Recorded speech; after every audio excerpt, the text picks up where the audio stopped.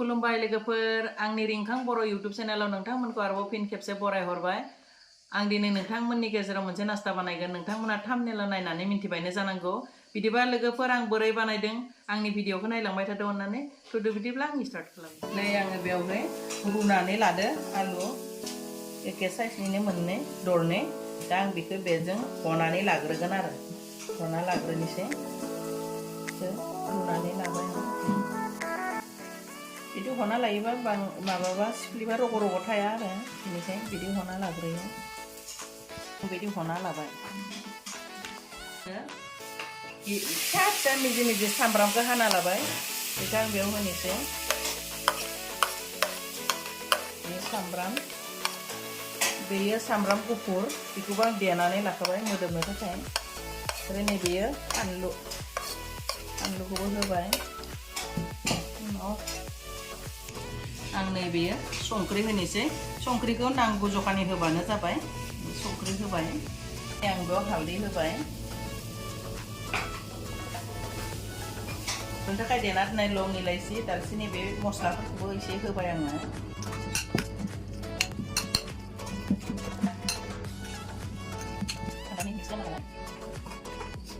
नै दायो आङो बेयाव खुरैसे आटा होबाय।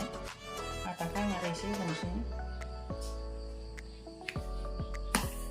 नै आटा देर खुरै जाबाय। नै बेयो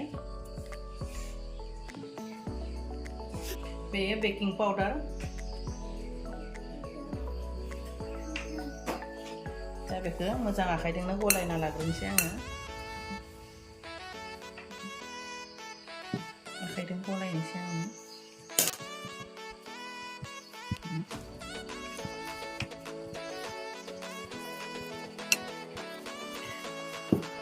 आलुआबो बेजों खुरैसे एसे बारा जागोन ना, बेनिखायनो आं आटाखौबो बेजों खुरैसे आधा होबाय आरो। आं हालदैखौ कालार जानो थाखाय होदों आरो मस्लायाबो मोदोमगोन ना, बेनि थाखाय होदों। जाबायना दायो आं दै होनोसै। मोनसे कापसे लादो, बेसेबां दै नांगौ नायनोसै।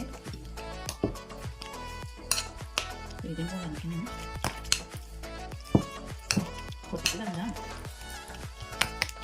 दैखौ लासै लासै एसे होनांगौ आरो खमै बोरैबा बारा जानो हागौ। बिनि थाखाय एसे होनानै बिदि नानांगौ। बिदि नायो आरो आं।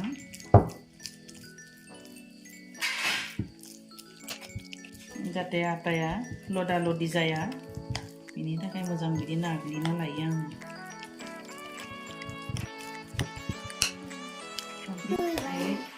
लासै एसे होयै नाबाय थादों।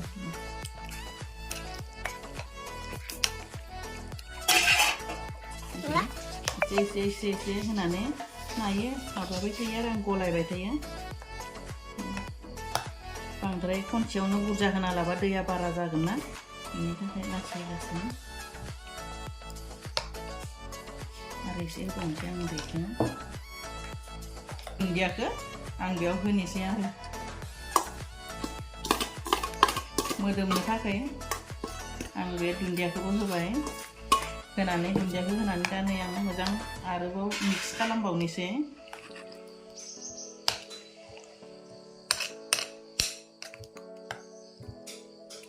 खालायदोंमोन ना आं बेखौ होजोबनोसै। नै दुन्दिया होनानै एसे लाथा जासिनदों, बेखौ आं होबाय।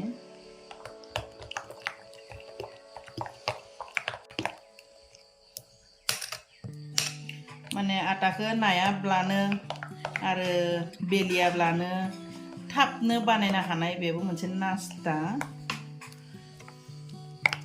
नै रेडि जाबाय। नै आं नोंथांखौ नेरनायदिनि नै मोजां जाबाय आरो बिदि एसे थानो नांगोन आरो बांद्राय लाव लावबाबो जाया। बिदि दा रेडि जाबाय। नै आं दायो साराय जाननोसै। गेसखौ लगायबाय, दा साराय जाननोसै। नै साराया दुंबाय, दा आङो घिखौ होनोसै। घिखौ एसे होनोसै आं। होनानै एसे एरना होनोसै। घिखौ लागायना लाबाय आं बिदि। साराया दुंबाय नालाय आं होनोसै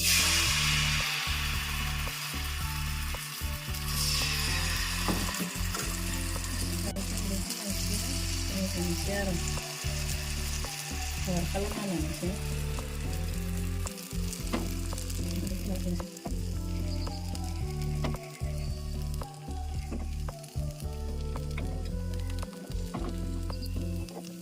लासै लासै खालामनानै आं गुवार खालामबाय आरो आं बेखौ एरा बिदि सारायखौनो एसे खेंख्रा खुंख्रा खालामनानै एसे बिदि खालामना फुवारना लाबाय आरो फुवारनानै गुवार खालामबाय आं बेखौ गारबाफोरजों बिदि खालामनानै गुवार खालामो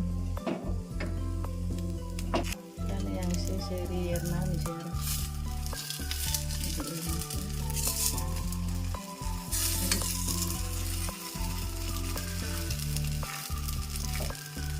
आरामसे माबादो बेयो दा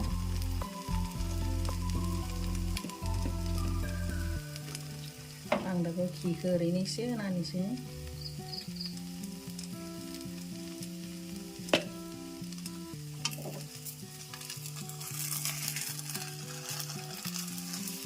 बिदि खालामनानै बेलथायनानैसो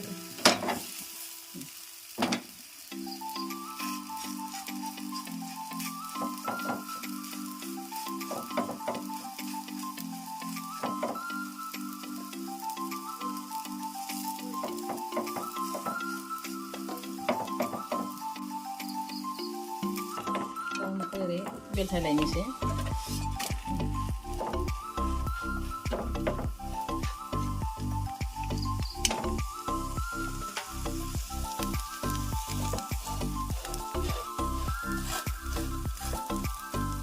नै फुलिखांदो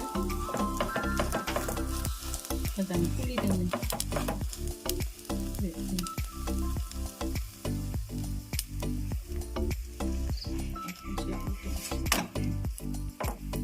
आं अरखौ एसे गिदिर होनि फ्लेमखौ एसे बारायना होदों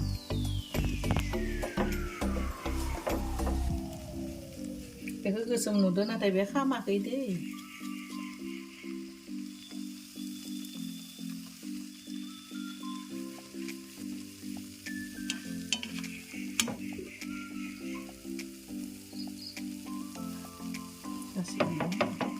बयनिख्रुइ एकदम सहज नास्ता एसे ओरै नादाम नादाम होनांगौ होमबानियाबा सबथिंनो जाहाथे मोनो बेखौ नारै नारै होनांगौ मोजां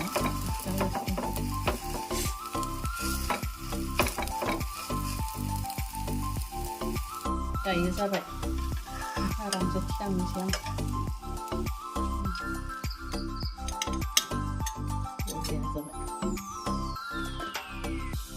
एसे ओरै हुगारनांगौ आरो नङाबा गोसोम गोसोम जायोना बिदि ओरै हुगारनांगौ बिनि उनाव दा घिखौ आरो एसे होबावनोसै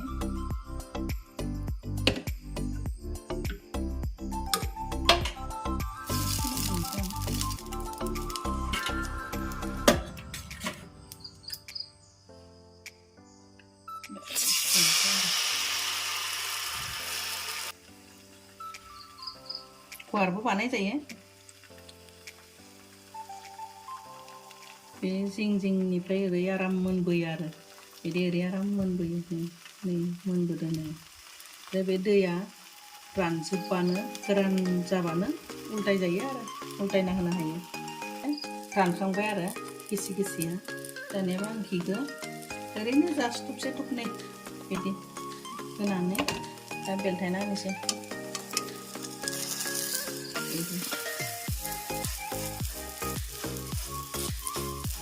आं दा आरो खनसे बेलथायना होनोसै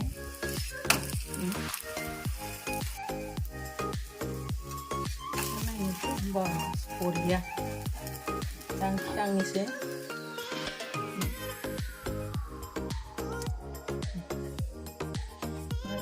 फ्लेमखौ फिसा खालामलायबाय होनो समाव फिसा खालामनांगौ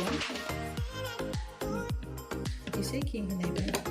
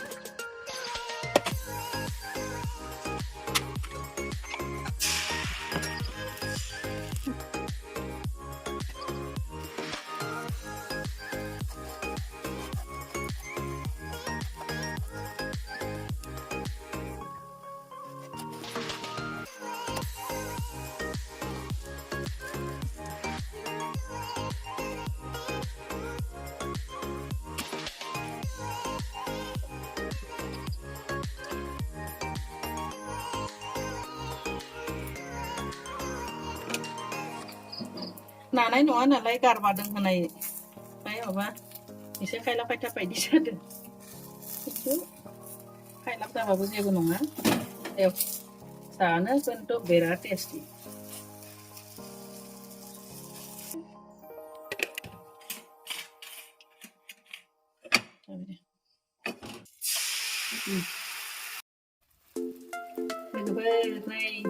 जों मोनबोदों खायलाब खायथाब जाबा मा जानो खायलाब खायथाब जाबाबो बिराद टेस्टि जायो नानानै बानायनायजों आरो बेबायदि लागायना बानायनाय बिराद टेस्टि जानो गोथाव जायो लोगोफोर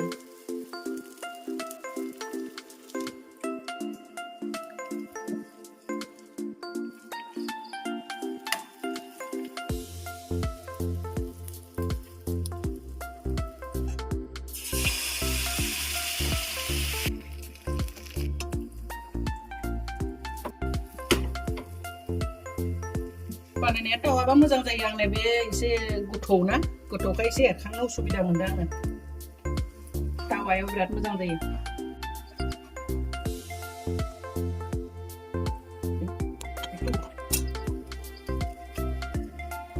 एसे फ्लेमखौ गिदिर खालामना होलायनोसै अरनिखौ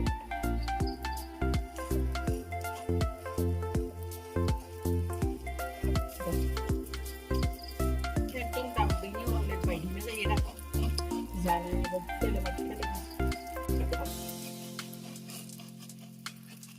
अरनिखौ एसे kurang aja गोदान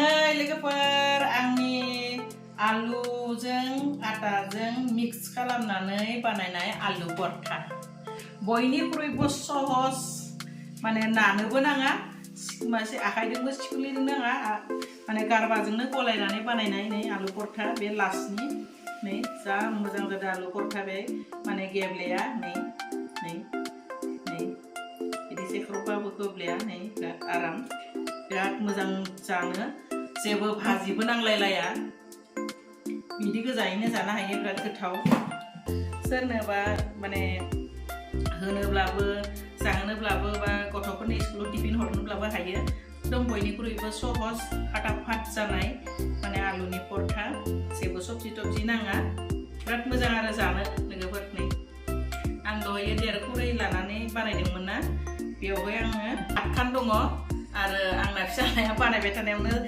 नायनानै थानो हालाना जानो लुबैबाय बियो गांनै जाबाय आरो आंनि हासबेन्डआबो गांसे जानानै थांबाय बाहेरायाव थांदों नालाय दा नै आं बेखिनिया गासै 11-12 खानसो माने ओंखारदों आरो बे देर खुरैया थ' बिराद मस्ति जानानै नोंथांमोनाबो जुदि आंनि भिडिअखौ नायनानै मोजां मोनदों बा गोथाव जागोन बायदि मोनदों खनसे ट्राइ खालामनानै नायदो ना लोगोफोर बिदिब्ला आंनि भिडिअखौ आं दिनै बेखिनियावनो दोननोसै नेक्स्ट भिडिअ लाबोनानै नोंथांमोनजों लोगो हमलायलायगोन लोगोफोर बाय बाय